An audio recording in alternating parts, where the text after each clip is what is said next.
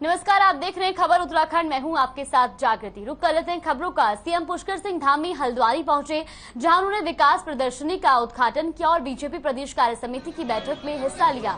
इस दौरान मीडिया से बातचीत में कहा कि केंद्र की मोदी सरकार ने अपने 8 साल पूरे किए हैं। केंद्र सरकार के कामों को जन जन तक पहुँचाने के लिए कार्य समिति की बैठक में चर्चा की गई है। इसके अलावा बोर्ड परीक्षा में सफल हुए सभी बच्चों को शुभकामनाएं दी और उनके उज्जवल भविष्य की कामना की गई। इस दौरान बीजेपी प्रदेश अध्यक्ष मदन कौशिक ने कहा कि बैठक में लगभग 20 बिंदुओं पर चर्चा हुई है। मन की बात कार्यक्रम को बूथ स्तर तक पहुंचाया जाएगा। तो वहीं सीएम ने प्रदेश और चंपावत में पार्टी को मिले प्रचंड बहुमत के लिए सभी कार्यकर्ताओं का आभार जताया।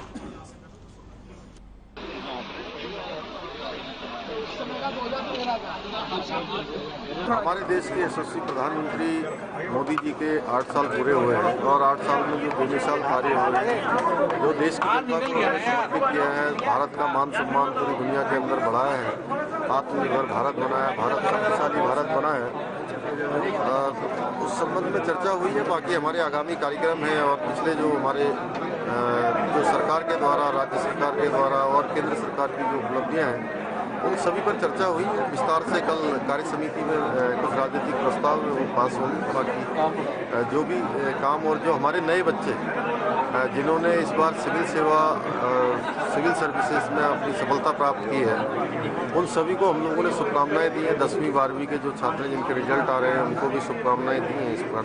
और साथ में जो हिमांशु पांडे जो हल्द्वानी का ही छात्र है, उसने CDS परीक्षा में प्रथम स्थान प्राप्त किया है, उसको हम सब लोगों ने अपनी तरफ से बहुत बधाई दी। इसी प्रकार से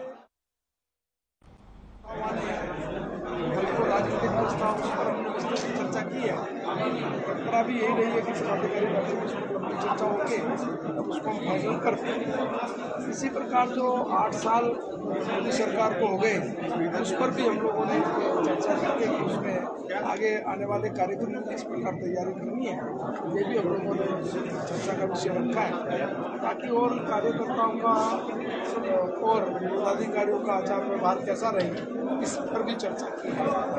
और इसके साथ साथ हमने जो एक बड़ा कार्यक्रम है कि जनसंपर्क का, सबको 75 घंटे जनसंपर्क करना, इस पर भी चर्चा है। जो हमारी जनसभा है उस पर चर्चा। तो इस प्रकार से 20 ऐसे बिंदु थे जिन पर हमने विस्तृत चर्चा करके फाइनल किया है कल कार्य समिति। उत्तराखंड के 5 सांसद आदर्श गांव बनाने के लिए अभी तक गांव की खोज नहीं कर पाए हैं। बता दें कि सांसद आदर्श ग्राम योजना के तहत सभी सांसद से 2024 तक कम से कम 8 गांवों को आदर्श बनाने की जिम्मेदारी लेने की अपेक्षा की गई थी।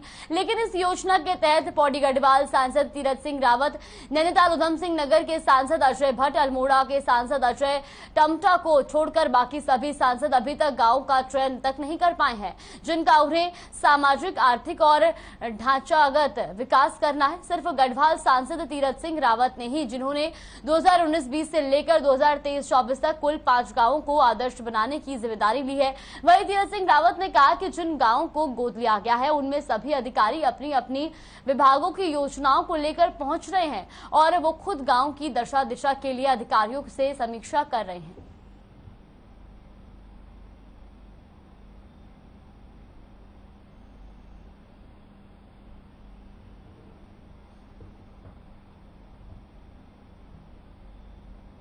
हल्द्वानी में बीजेपी प्रदेश कार्य समिति के पदाधिकारियों की बैठक हुई। पहले दिन पार्टी ने नए कई कार्यक्रमों की समीक्षा की और आने वाले कार्यक्रमों पर विस्तार से चर्चा हुई। साथ ही जिन बूथों पर बीजेपी कमजोर स्थिति में है, उन बूथों को मजबूत करने को लेकर भी चर्चा की गई। साथ ही इस बैठक में निर्णय लिया गया कि सांसद और विधायक कमजोर बूथों को मजबूत करने के लिए काम करेंगे और मिशन 2024 लोकसभा चुनाव को लेकर भी मंथन किया गया। कैबिनेट मंत्री रेखा आर्य ने कहा कि केंद्र सरकार की 8 सालों के साथ ही इस अमृत महोत्सव में केंद्र सरकार ने जो अच्छे कार्य किए हैं, उनका उल्लेख किया जाएगा और लाभार्थियों से संवाद भी किया जाएगा। जनता ने 2 कॉमर्स देकर और टोली से कहूंगा कि बड़ी मात्रा से एक बार 2 दिवसीय कार्य समिति रही है और आज दूसरा दिन है और दूसरे दिन में सभी मंत्रीगण भी आमंत्रित है और संगठन के सभी पदाधिकारी आज आमंत्रित हैं और साथ साथ में पूर्व मुख्यमंत्री और सभी सांसदगण आज आमंत्रित हैं। निश्चित रूप से कार्य समिति में सर्वप्रथम तो माननीय मुख्यमंत्री जी की जो ऐतिहासिक जीत हुई है उस पर धन्यवाद भी और उस पर आभार भी जो है, वो दोनों चीज़ें कार्य समिति के प्रस्ताव में जो है आज सब लोग अपना समर्थन देंगे। भारत माता की देश की जनता ने 2/3 बहुमत देकर, और टोली से कहूंगा कि बड़ी मात्रा से एक बार प्रदेश के मुख्यमंत्री जी का अभिनंदन स्वागत। इस प्रदेश की कार्य समिति ने माननीय मुख्यमंत्री जी का प्रदेश की कार्य समिति भारत माता की। रामनगर के गांव कानिया में एक व्यक्ति का शव मिलने से इलाके में हड़कंप मच गया। सूचना पर पहुंची पुलिस ने शव को कब्जे में लिया और उसकी शिनाख्त में जुट गई, जिसके बाद शव की पहचान कानिया निवासी विनोद के रूप में हुई। वही मृतक के भांजे पुष्कर ने अपने मामा विनोद की हत्या की आशंका जताते हुए पुलिस से न्याय की गुहार लगाई है। कोतवाल अरुण कुमार सैनी ने बताया कि मृतक विनोद सोमवार से घर से बिना बताए लापता था। मंगलवार को सुबह पुलिस को सूचना मिली कि एक संदिग्ध हालत में शव पड़ा हुआ है। मृतक के शव के पास एक सल्फास की शीशी भी बरामद हुई, जिसमें कुछ टैबलेट भी थी, जिसके बाद पुलिस ने शव को कब्जे में लेकर पोस्टमार्टम के लिए भेज दिया और बुधवार को शव परिजनों को सौंप दिया।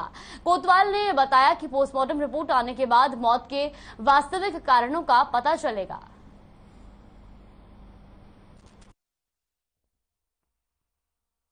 तो बारे सूचना हमें मिली कि कान्या में एक जो है व्यक्ति संदिग्ध हालत में पड़ा है, जिसकी मौत हो गई है।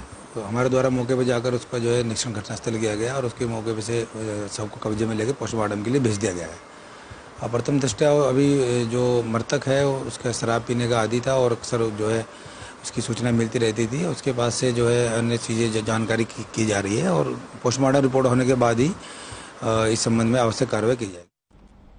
खबर उधम सिंह नगर से है, जहां एसबीआई के एटीएम गार्ड की हत्या का खुलासा सीबीसीआईडी ने कर दिया है। दरअसल 34 महीने तक चली जांच और साक्ष्य जुटाने के बाद सीबीसीआईडी ने 3 आरोपियों को गिरफ्तार कर लिया है। टीम ने तीनों को हिरासत में लेकर पूछताछ की और बाद में कोर्ट में पेश कर जेल भेज दिया। आपको बता दें कि 8 अगस्त 2019 से कुटरा गाँव में एसबीआई के एटीएम गार्ड भगवान सिंह भंडारी की हत्या कर दी गई थी। युवक का शव गाँव के पूरन सिंह के घर पर सीढ़ी के पास पड़ा मिला था। वही परिजनों ने हत्या की आशंका जताते हुए पुलिस को तहरीर दी।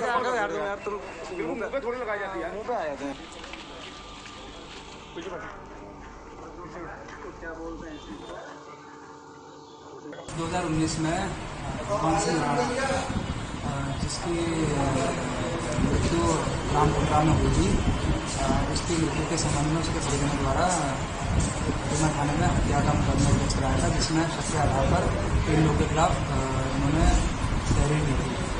और प्रारंभिक जांच के बाद इसकी विवेचना सीबीसीआईडी के शुरू कर दी गई थी। अभी सीबीसीआईडी द्वारा साक्ष्य संकलन कर और इस मुकदमे में 3 लोगों को हत्या के मामले में गिरफ्तार किया है और उनको मानने में पेश किया।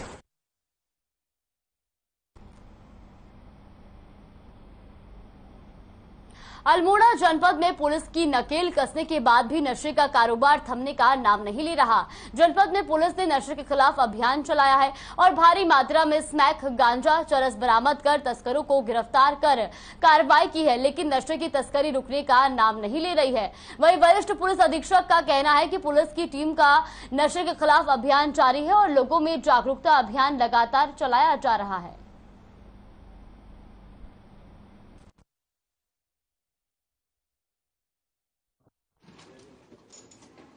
पुलिस का जो प्रयास है वो है जो डिटेरेंट एक्शन है, यानी कि जो हम उनको पकड़ करके जेल भेज रहे हैं।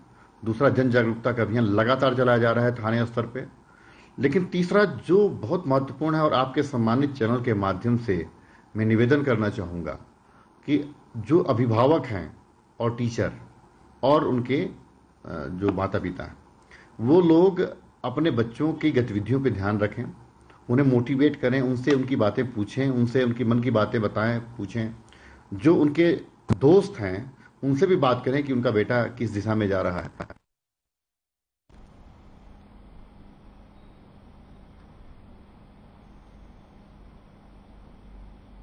मुन्नी की रेती में एसओजी टीम को बड़ी कामयाबी मिली है। मामला ढलवाला पुलिस चौकी के पास का है, जहां एसओजी पुलिस ने एक शराब तस्कर को गिरफ्तार किया है। साथ ही तस्कर के पास से 14 पेटी शराब बरामद की है। जानकारी के मुताबिक चारधाम यात्रा के मद्देनजर पुलिस लगातार चेकिंग अभियान चला रही है। इसी के तहत ढलवाला में एक संदिग्ध कार को चेकिंग के लिए रोका और तलाशी के दौरान शराब की खेप पकड़ी ली। वहीं पूछताछ में कार चालक कोई भी स्पष्ट जवाब नहीं दे रहा। फिलहाल पुलिस ने आरोपी के खिलाफ मुकदमा दर्ज करने के बाद न्यायालय में पेश करने के लिए भेज दिया है।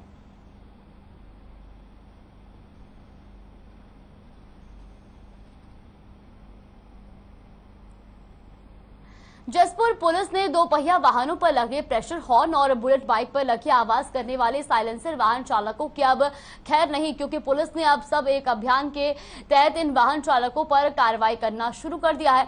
वहीं कोतवाल धीरेन्द्र सिंह ने बताया कि नगर में चोरों और बुलेट बाइकों से पटपट की आवाज और प्रेशर हॉर्न से जनता काफी परेशान है, जिसकी शिकायत लगातार आ रही है। इसीलिए पुलिस ने अभियान की शुरुआत की है।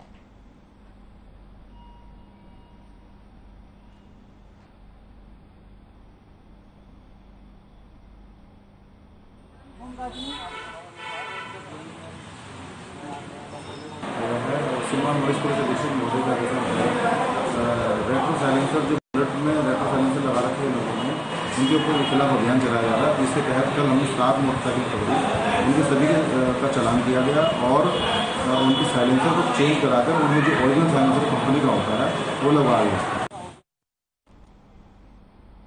गदरपुर के नगर पालिका क्षेत्र में सफाई के लिए काम कर रही कंपनी के सभी कर्मचारी हड़ताल पर चले गए और गदरपुर के बुद्ध बाजार में विरोध प्रदर्शन किया। इस दौरान सफाई कर्मचारियों ने बताया कि गदरपुर में एनवायरमेंट कंपनी ठेके पर काम करती है, जिसमें काम करने वाले कर्मचारियों की संख्या करीब 50 के पास है। कर्मचारियों ने कंपनी पर शोषण करने का आरोप लगाया है।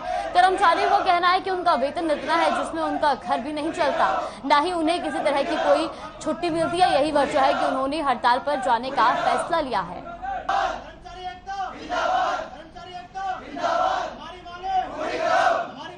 हमारा सबका ये कहना है 500 रुपये पर डे ऊपर से लागू हुआ है, वो हमें नहीं मिल लिया है। दूसरी बात 8,200 हमें मिल रहे हैं, जिसमें से हमारी अगर संडे की छुट्टी भी हम करते हैं तो हमारी कट जाती है। साथ में अगर संडे को अगर हम आ देते हैं और सोमवार की छुट्टी मारते हैं तो 2 दिन की ड्यूटी हमारी कट जाती है। और दूसरी बात हमारे कर्मचारियों से उल्टा सीधा बोला जा सकता है और ऐंठते हैं हमारे ऊपर।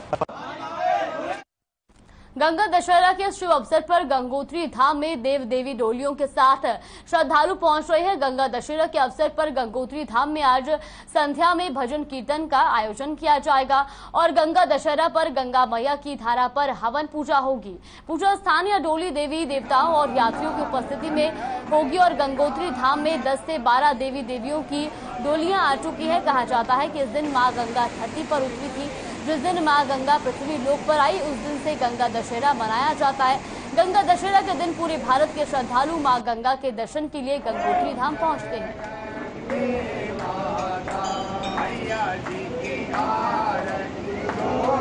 गंगा मैया का गंगा दशहरा का जो पर्व है वो दिव्य और भव्य मनाया जाएगा और यहाँ पे हजारों की संख्या में श्रद्धालु तीर्थयात्री महानुभाव गंगा अवतरण के गंगा दशहरा के पर्व पर आना प्रारंभ हो गए हैं और हमारे उत्तरकाशी डिस्ट्रिक्ट के अनेकों देवी देवताओं की डोली यहाँ पर गंगा दशहरा पर्व के लिए आना प्रारंभ हो गई है।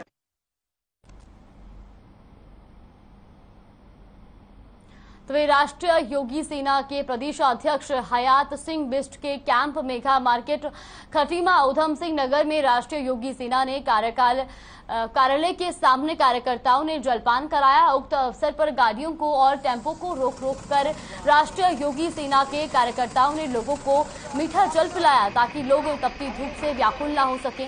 वहीं आपको बता दें कि योगी सेना प्रदेश अध्यक्ष हयात सिंह बिष्ट के दिशा निर्देशन में समाज के वंचित गरीब बेसहारा लोगों को मदद की जा रही है।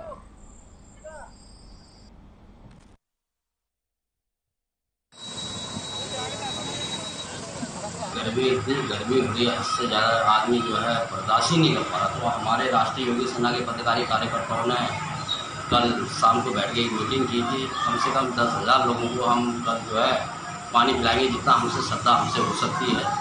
तो अभी तक तो हम 1.5 कुंटल चीनी खत्म कर चुके हैं और अभी भी हमारे कार्यकर्ता लगे हुए हैं। खबर रुड़की से है, जहां संभागीय परिवहन विभाग ने लोगों को बेहतर सुविधा मुहैया कराने के लिए एआरटीओ में जनसुविधा केंद्र खोला।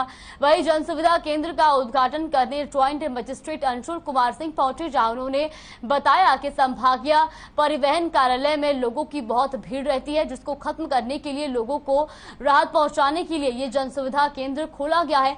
बता दें कि जनसुविधा केंद्र की एक ही खिड़की पर गाड़ी की RC, driving licence, duplicate RC सहित वाहनों के ट्रांसफर आदि का काम करा सकते हैं, जिसमें जनता के समय की बचत होगी।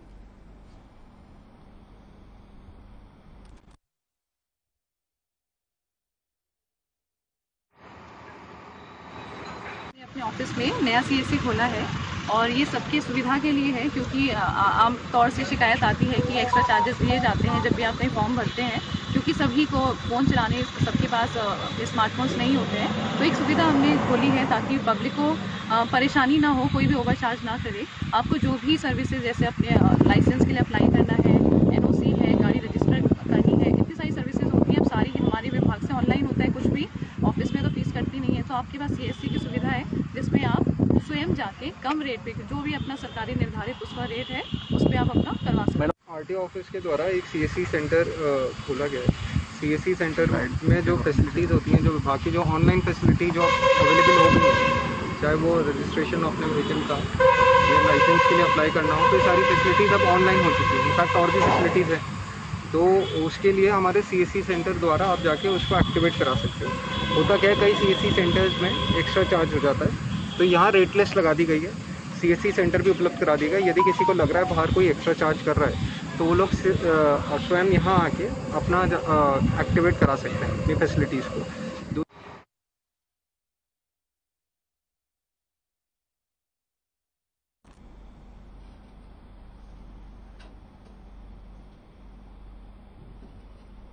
उत्तराखंड में बढ़ते एडवेंचर टूरिज्म को देखते हुए जल्द ही पर्यटन विभाग महाभारत ट्रेल शुरू करने जा रहा है, जिसमें ट्रैकिंग के शौकीन सैलानियों को महाभारत काल के पैदल रास्ते से घुमाने का काम किया जाएगा। राज्य के पर्यटन मंत्री सतपाल महाराज ने कहा कि अभी तक पर्यटन विभाग की जिन नीतियों के चलते जो परेशानियां हुई थी उन्हें दूर करने का काम किया जा रहा है। इस तरह की ट्रैकिंग से राज्य में पर्यटन को बढ़ावा तो मिलेगा, साथ ही स्थानीय लोगों को रोजगार के आयाम भी मिल पाएंगे।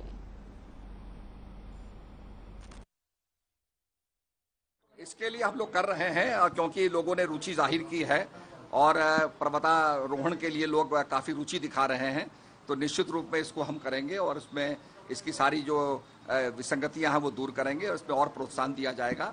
आने वाले भविष्य में हम लोग चाहते हैं कि महाभारत ट्रेल को हम जो है एक लाएं और जहां जहां अपने गोत्र हत्या से मुक्त होने के लिए पांडव जो है भगवान शंकर के दर्शन करने के लिए गए, केदारनाथ धाम में दर्शन करने के लिए गए, उसी मार्ग पे हम चाहेंगे कि हमारे यात्री भी चलें और पैदल चल करके पहुंचे।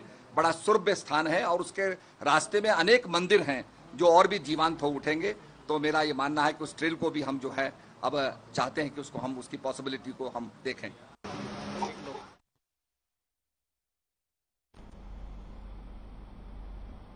दिनेशपुर में Prabha automotive engineers limited company के मजदूरों ने कंपनी गेट के बाहर काम बंद कर हड़ताल शुरू कर दी है। साथ ही मजदूरों ने कंपनी के प्रबंधन पर सभी मजदूरों के साथ शोषण करने का आरोप लगाया है।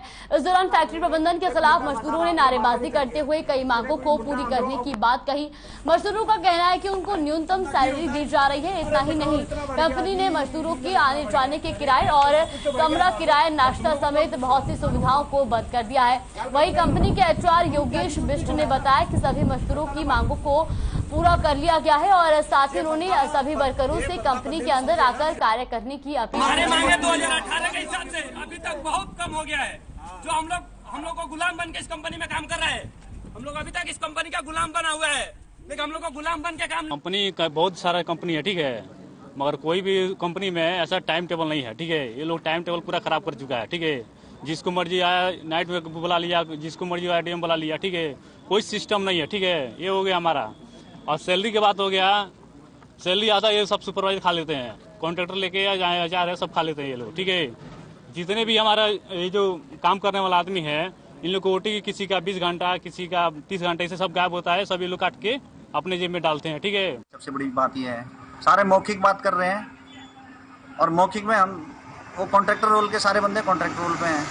सबसे बड़ी बात यह है और हमने उनके कॉन्ट्रैक्टर को बुला के आज उनसे बात भी करने की कोशिश की। कॉन्ट्रैक्टर ने भी बात करी, दोनों से बात करी जितने भी बंदे हैं, तो उन्होंने जो कहा, उन्होंने बोला सारी शर्तें मंजूर थी। और जो 4 बंदे हैं, ये तेज बहादुर हो गया और मंगल सिंह हो गया और ये रितेश गिरी हो गया और एक आदमी और, क्या नाम है उसका, सुनील कुमार।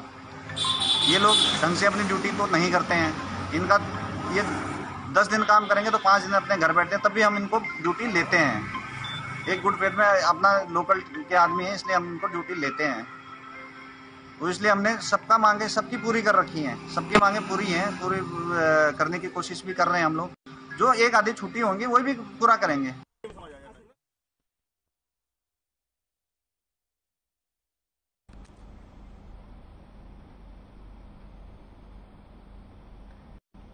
कोरोना वायरस के बाद अब चिकन पॉक्स ने चिंता बढ़ा दी है। अल्मोड़ा जिले में पिछले 1 महीने के अंदर चिकन पॉक्स के 17 से ज्यादा केस सामने आए हैं, जिसमें 10 से ज्यादा केस जिला अस्पताल के हैं, जिसके बाद स्वास्थ्य विभाग में हड़कंप मचा हुआ है। बता दें कि चिकन पॉक्स के अचानक बढ़ते मामलों को देखकर स्वास्थ्य महकमा अलर्ट हो चुका है और वहीं स्वास्थ्य विभाग के अधिकारियों का कहना है कि चिकन पॉक्स से निपटने के लिए दवाई समेत सभी व्यवस्थाएं पूरी कर ली गई है। साथ ही इस बीमारी से बचने के लिए लोगों को जागरूक भी किया जा रहा है।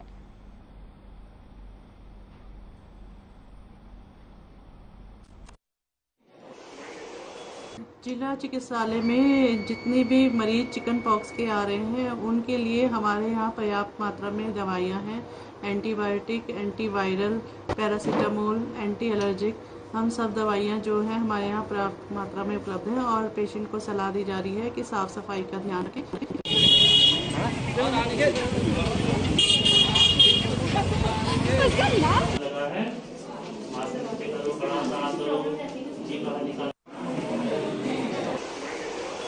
हाँ ठीक है, बताओ क्या हो गया।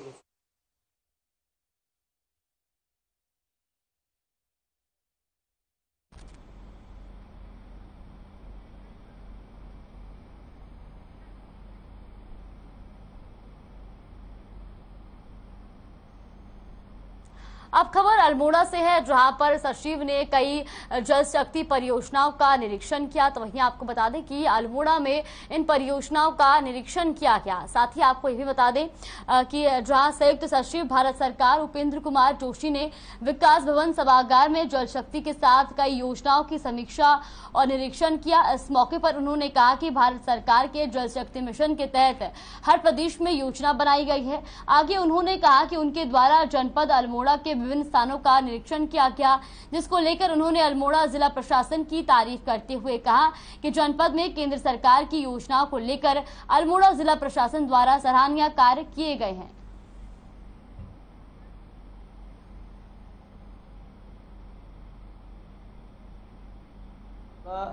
जनपद में काफ़ी अच्छा कार्य अभी तक किया गया है। इन्होंने करीब 110 साइट पहले आइडेंटिफाई की थी, उसको इन्होंने इंटरनली रिव्यू करने के बाद 79 लोकेशंस को फाइनली आइडेंटिफाई किया है, जहां पर कि अमृत सरोवर का निर्माण कार्य 1 साल के अंदर और उसके पहले ही पूरा कर लिया जाएगा।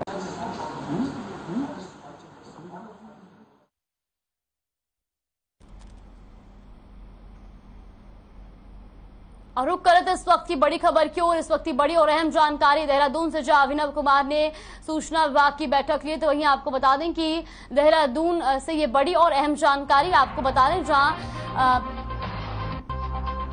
अभिनव कुमार ने सूचना विभाग की बैठक ली है।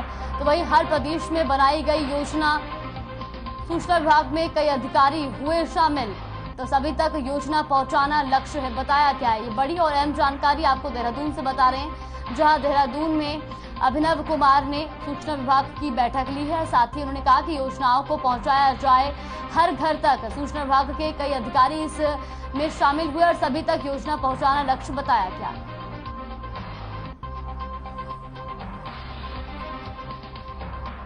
वहीं इसी खबर पर ज्यादा जानकारी के लिए श्रीनिवास पंत ब्यूरो हेड हमारे साथ जुड़ गए हैं। सबसे पहले आपसे जानना चाहेंगे कि सूचना विभाग की बैठक ली गई है, क्या कुछ जानकारी मिल रही है? बिल्कुल जागृति, आपको बताना चाहूंगा, आज उत्तराखंड सरकार के प्रमुख सचिव यानी विशेष प्रमुख सचिव सूचना अभिनव कुमार ने रिंग रोड पर स्थित सूचना निदेशालय पहुंच करके बाकायदा सूचना विभाग के तमाम अधिकारियों के साथ समीक्षा की है। और इसका मूल मंत्र था इस बैठक का सबसे बड़ा कि राज्य सरकार की जो योजनाएं हैं लोकहित की है, अंतिम छोर पर बैठे हुए व्यक्ति तक किस रूप में वो लाभान्वित हो, कैसे वो पहुंचे, क्योंकि आज का दौर तकनीकी का दौर है।